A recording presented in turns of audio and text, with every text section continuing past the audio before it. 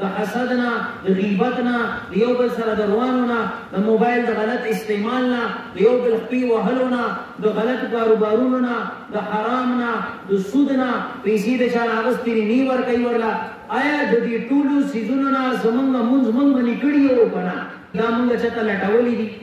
یا مونږ چا عالم نه یا مفتي نه تپوس کړی دی چې یاره زه دا مونځ کوم، زه دا روژه نیسم، نو آیا زما دا مونځ او زما دا روژه دا د شریعت مطابق دا او که نه ده؟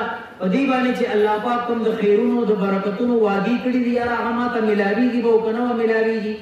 نو زما عزتمندو ګورئ عبادتونو کې به د ټولو نه غټ عبادت چې کوم دی نو مونځ دی. ان اول ما يحاسب به العبد يوم القيامه الصلاه، د قیامت پر ورځ به اولنی حساب کتاب چې کوم دی نو د مونځ کېږي. اوس ګورئ د مونځ باره کې قرآن پاک یې وعده کړې ده، ان الصلاه تنهى عن الفحشاء والمنکر، چې بېشکه ستا دا مونځ به تا د بېحیایۍ نه او د نارواو کارونو نه منې کوي.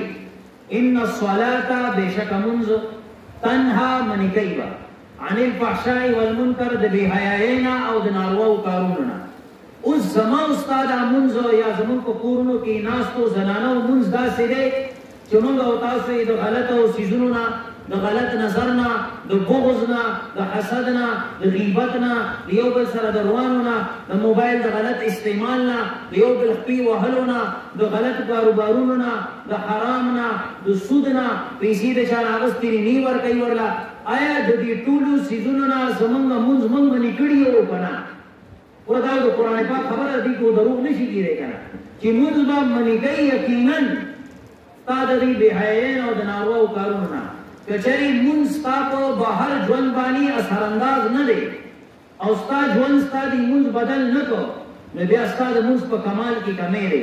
حضور پاک صلی الله علیه وسلم ته شکایت راغی دی یو سړي په هکله چې یاره دا پلانکی چې کوم دی نو ټوله ورځ مونځ کوي او ټوله شپږ لاګانې کوي، ټوله ورځ مونځ کوي او ټوله شپږ لاګانې کوي، نو د ده باره کې ستاسو څه خیال دی؟